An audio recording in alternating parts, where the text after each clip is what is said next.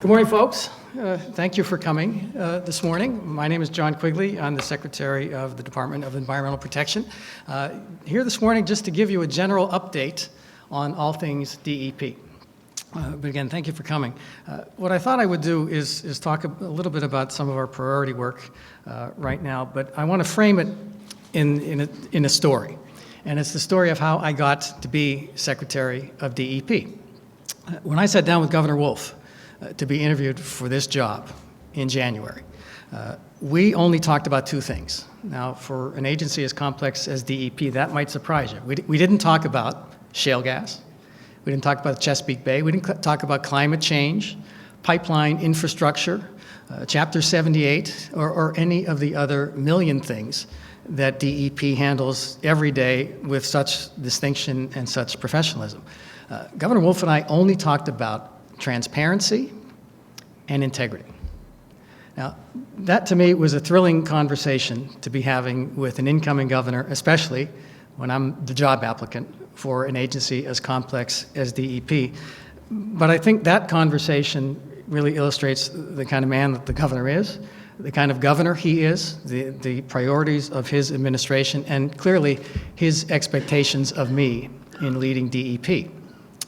And I take not only inspiration from that conversation, but also some great comfort, because I know that the women and men of my agency bring those two things to work with them every single day. And it's really my job to help them live those two values every day. And really, we have been focused on transparency and integrity at DEP since January. And I want to show you how we are doing that by just talking about some of the things that are going on in the agency. First, obviously, is Chapter 78. We are in the midst of a process that started about 4 years ago to update the Commonwealth's regulations on both conventional and unconventional natural gas development. It was called for by Act 13 of 2013. And we are in the home stretch of that effort. We have conducted 12 public hearings. Talk about transparency. 12 public hearings and accepted over 30,000 public comments in the process of developing this regulation. We took the extra step of going to an advance notice of final rulemaking. So the process has been one of integrity and one of complete transparency. And we are responding to the comments that we receive from the industry, from the public, in designing a set of reasonable, balanced, and incremental improvements to the way that the Commonwealth regulates natural gas development. And we are on track to deliver that final regulation to the Environmental Quality Board in January of 2016. And staying on track, it will be finally considered by the Independent Regulatory Review Commission in April of next year. So it is something that has been a long time coming. But we are confident that it will provide substantial additional protections for public health and the environment and ensure that we meet the governor's call for responsible development of this immense natural resource for Pennsylvania. And really following along with that is something that I'm sure you're all familiar with, is the Governor's Pipeline Infrastructure Task Force. It's part of the whole cloth of ensuring responsible development of natural gas resources in Pennsylvania. As you may know, we are in the midst of an infrastructure boom in Pennsylvania. Over the next 10 years, we will probably see somewhere between 25 and 30,000 miles of gathering lines and at least 4,000 or 5,000 miles of interstate pipelines developed in Pennsylvania. This infrastructure and the compressor stations that accompany it will literally touch every single county in the Commonwealth over the next decade. And we have got to plan for the orderly development of that infrastructure and do it in a way that allows us to reap the economic benefits. There are literally tens of thousands of jobs at the ends of these pipelines that the governor is committed to making sure come to Pennsylvania. The more stuff we can make with natural gas in Pennsylvania, the more we can burn it in Pennsylvania, the stronger our economy will be. So the governor is committed to obtaining the economic development resources and benefits of this play, but do it in a way that minimizes environmental and community impact. So he called together in July of this year a pipeline infrastructure task force. We jokingly, maybe half jokingly, refer to it as the world's largest committee. 48 individuals on the task force and another 110 folks on 12 work groups whose task it is to identify recommendations for best management practices and other suggestions on how we can do pipeline development infrastructure, develop pipeline infrastructure in Pennsylvania in a responsible way to minimize community and environmental impact and provide a degree of certainty in the permitting process. We're trying to strike that balance and achieve that win-win. And that effort takes as its inspiration some work that actually I led in my previous stint in state government when I was with the Department of Conservation and Natural Resources. You may remember in 2004, when the state's alternative energy portfolio standard was enacted and the wind industry came into Pennsylvania, there were literally no rules for how to site wind turbines in Pennsylvania. And there was a lot of community angst. There was certainly concern on the part of environmental organizations, and the industry was very concerned about the lack of guidance on how they could go about in an orderly way developing their investments in Pennsylvania. So we gathered together all of the stakeholders, and over the course of a couple of years, working with all the regulatory agencies, with the environmental groups, and with the wind industry in a collaborative conversation, developed the first set of siting standards for wind power in the United States. And they were embraced by the Pennsylvania Game Commission in their voluntary cooperative agreement. And I still submit that they're the best in the country. So the collaborative model has already proven itself to work in Pennsylvania. And we've put that model on steroids, frankly, and applied it to the natural gas industry and the issue of infrastructure development. We actually have received all sets of draft reports from the 12 work groups. They arrived in my office yesterday, and we are going to turn around a draft report to the members of the task force by Friday of this week. Very shortly, we'll be opening up a public comment period, posting that document online, and we're looking forward to delivering to the governor by early February a final report with a set of recommendations for how to make sure that pipeline infrastructure development proceeds in a responsible way for the Commonwealth. So we're excited to be able to deliver on that charge from the governor. I want to turn to a couple of other things that we are actively working on. First is the Clean Power Plan. Tonight in Williamsport, we will hold the 14th and final public listening session around what Pennsylvania's implementation plan for the Clean Power Plan should look like. And it's another example of the transparency and integrity that I talked about. The governor challenged us as an agency when this rule was handed down in August of this year to listen first and write second, to listen to Pennsylvanians, because energy is such a huge part of our state's economy. We have such a wealth of indigenous energy resources. In Pennsylvania, we're the #1 energy exporter in the United States. We're the #2 energy generating state in the country, #2 in nuclear power generation, #2 in natural gas production, 4th in coal production, 12th in solar capacity, and 16th in wind capacity. So we have a diverse set of energy resources that are really inextricably linked to our economy. And the governor wants us to fold that into our thinking in designing a plan that works for Pennsylvania. The Clean Power Plan requires Pennsylvania to reduce its carbon dioxide emissions by 33% by 2030. The nation has to reduce its emissions by 32%, so we're slightly ahead of the curve there.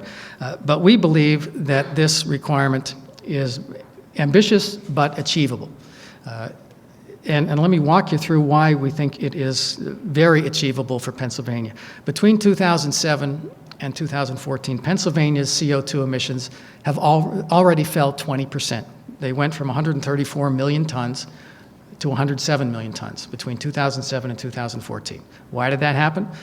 First of all, the Great Recession. Secondly, some federal requirements, the mercury air toxics standard, had some impact. But third, and fundamentally, the predominant influence has been the shift from coal to gas.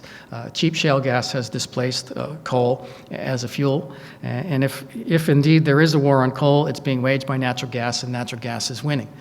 So as a result of those factors, Pennsylvania's carbon dioxide emissions have already fallen 27 million tons. Where we stand today, we are emitting about 107 million tons of CO2. When the Clean Power Plan compliance period starts in 2022, the first hurdle rate that we will have to achieve is for the state's CO2 emissions to total 106 million tons. only 1 million tons less than we are currently emitting 7 years from now. So clearly achievable. And when the compliance period proceeds over the ensuing 8 years, Pennsylvania will have to reduce its emissions to 91 million tons. So the long and the short of it is between 2007 and 2014, Pennsylvania's CO2 emissions fell 27 million tons. And between 2022 and 2030, our emissions will only, I'll use that word in quotes, have to fall an additional 15 million tons. So clearly the Clean Power Plan sets an ambitious but achievable goal. Renewable energy, energy efficiency are going to figure predominantly in our work.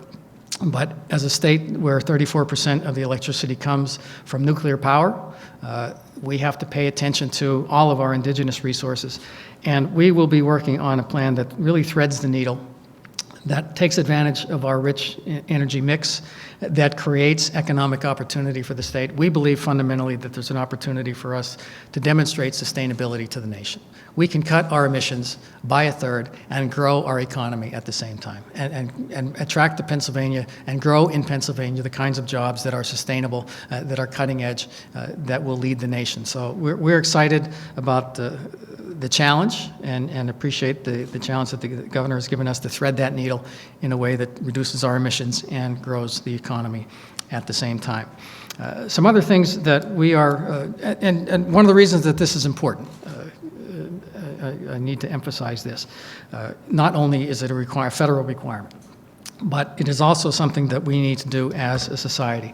Earlier this year, we released a climate impacts assessment update that was prepared by scientists at Penn State University, and what they found was profoundly disturbing. Pennsylvania has warmed about 1.8 degrees Fahrenheit in the last 100 years, which in and of itself is very significant. But what the scientists at Penn State found is that Pennsylvania is on track for 1 degree Fahrenheit warming per decade between 2000 and 2050, such that by 2050, 35 years from now, Pennsylvania will be 5.4 degrees Fahrenheit warmer than it is today. That means Philadelphia feels like present-day Washington, D.C. Actually, Richmond, Virginia, Pittsburgh feels like present-day Washington, D.C. Profound impacts on public health, the environment, our economy, and really the Pennsylvania that we know today. And we can certainly go through some of those implications, but it is critically important that we meet the climate challenge, that Pennsylvania lead. There is an opportunity for us to really lead the nation in developing a thoughtful response, and we are certainly about that work.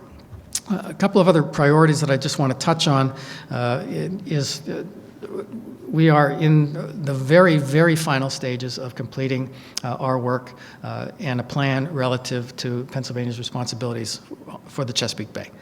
But more fundamentally than that, we have been focused on water quality, local water quality in Pennsylvania. That needs improvement. And we have been in a very deep conversation with stakeholders, and again, in a very transparent process with high integrity involving all stakeholders. And it's amazing how many stakeholders there are when you talk about things like the Bay. But we are focused very centrally on water quality and improving local water quality and enabling communities to take ownership of their water quality. And as a part of that, we are going to be kicking off a 2-year late process to update the state's water plan. The previous administration did not take up that challenge, and as a result, we inherited a situation where the state water plan update that is required by law is 2 years late. Well, it's really time for a focused conversation with Pennsylvanians about their water quality. And so we are in the process of designing that approach, that statewide conversation about local water quality. And as a corollary to that, we'll be rolling out our plans relative to Chesapeake Bay in the very, very near future. So we are going to be focused in a significant way at the agency on water quality going into 2016 and certainly beyond. I want to finish my kind of top-level conversation with you today to talk a little bit about the status internally at DEP. I went through a very enlightening confirmation process earlier this year where I had a chance to sit down with just about every member of the Pennsylvania Senate for some really good conversations. And that process is incredibly important, not only as a matter of law and policy, but just for me personally to hear what members of the General Assembly are concerned about. And one of the things that I heard on multiple occasions were, I will use the word complaints about the ability of my agency to turn around permits. Anyone who has been around Harrisburg for any amount of time has probably heard the canard that DEP is too slow in issuing permits, that we are a bureaucracy that can't get out of our own way. And I want to share with you this morning some facts about what the reality of the situation is and why we are where we are. You may recall in 2013, Governor Corbett signed an executive order creating a permit decision guarantee program, where the agency has a certain number of days once an application is filed complete to turn around a permit. The idea being that we wanted to give the regulated community some business certainty around process, and that's certainly a laudable goal. Well, we want to be completely transparent, and we are going to start tracking our performance on our website in a way that folks can actually see it. Whether it's a ticker across the top of the website or not, that's for smarter folks than me to figure out. But I want to share with you this morning that when you look at the permit decision guarantee, DEP is currently meeting the permit decision guarantee 89% of the time. It's a pretty good batting average. Not to say that I'm satisfied with it, and I'll talk a little bit about how we want to improve that, but currently we are meeting the permit decision guarantee 89% of the time. Now that's down from about 92% in January due to really an abnormally high number of applications as the economy recovers and due to a shortage of staff. And here's the other shoe that's going to drop on that. This agency has been chronically underfunded for a long time. Over the last 10 years, the average Commonwealth agency lost 6% of its workforce. In that same period of time, DEP lost 14% of its complement. So we bore a disproportionate share of the burden of meeting the state's fiscal responsibilities, and it shows. And we have to turn that around. You may recall that in his first budget, Governor Wolf proposed a 6% general fund budget increase for my agency, which is the largest budget increase in memory for DEP, as a down payment on restoring our ability to not only meet our mission, and by the way, our mission is to protect Pennsylvania's air, land, water, and public health. So to meet that essential mission, but also to respond better to the regulated community. Now, obviously, we don't have a budget yet, so we continue in a status quo situation. But I want to hang some numbers on those percentages, and just looking at the last 7 years. In the last 7 years, DEP has lost 671 positions, and 411 of those are on-the-ground inspectors and permit writers. So it's very difficult for us to turn around permits when we have a lot of empty chairs in the agency, and the governor gets that.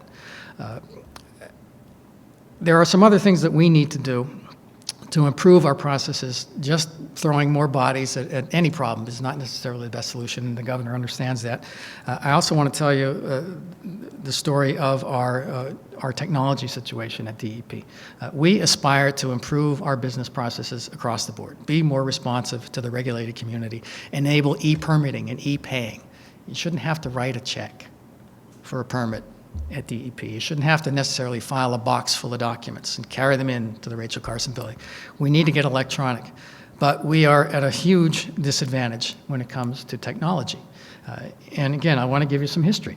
In 2004, DEP was judged by the Office of Administration to have the best information technology IT shop in the Commonwealth. We were at the top of the class. Well, we recently had ourselves evaluated again. We did a self-evaluation, and we're probably in the D+ range. And that is not at all a criticism of the women and men of the agency, the contractors that serve the agency. They are doing heroic work. The problem is that they are dealing with 1990s technology. In 2004, DEP's information technology budget was $23 million. So if you factored in inflation, today it should be $28 or $29 million. Well, our IT budget this year is $16 million. So it's less than half of what it was 11 years ago when you factor in inflation. We have 1990s technology, and we have got to reinvest in the agency. We have got to do that for a couple of reasons. First, to be better able to respond to the regulated community and meet their needs in a 21st century manner. And just as importantly, to be transparent. I think it's been a fair criticism, and folks like the Auditor General has written us up in recent years about the lack of transparency in the agency because we do not have adequate systems to show our work to the public, to demonstrate that we are doing our work with integrity and do it in a transparent way. So we need to fundamentally reimagine our internal information technology capacity so that we can present our work and explain our work and make it accessible and understandable to the public on our website. There's a lot of work that we need to be doing there. We need to invest in that capacity. You've probably all heard about the Governor's Go Time initiative, where we've challenged ourselves to find about $150 million in savings. Well, in order for my agency to be a meaningful player in achieving savings, we've got to invest. At this point, you've got to spend money to make money. We have got to invest in the agency's capacity to serve the regulated community and to serve our citizens and to be a transparent agency. But I want to end my kind of prepared remarks with one other piece of the equation. Because when it comes to judging the performance of DEP and responding to the age-old complaint about how we handle permits and so forth, I have to say that it takes two to tango. So in service of transparency, I've told you how we're doing. I need to tell you how the regulated community is doing. We pulled some statistics earlier this year. We looked at a 28-month period from May of 2013 to September of this year. We looked at about 2,600 applications that were filed with the agency under Chapter 102, which is soil erosion, sedimentation control, and our Section 105, water obstructions and encroachments. They're the two big slugs of permitting activity in the agency. So we looked at 2,600 applications. And over 1,000 of them, in fact, 39.4% of those applications had completeness or technical deficiencies. They were either incomplete coming in the door or technically deficient. So it is very difficult for this agency to turn around permits when we're not getting quality permits coming in the door. And if we looked at the 47 firms who filed those 2,600 applications and gave them a grade like we all got in school, of those 47 firms, 1 got an A, 5 got a B, 7 got a C, 8 got a D, and 26 failed. So 26 got 65% below of their applications coming in the door, complete and without technical deficiencies. So we, as an agency, need to do better. And Governor Wolf is committed to enhancing our capacity to do better, to respond to the regulated community. But I will also tell you that the regulated community needs to do better, because when it comes to permitting, it takes two to tango.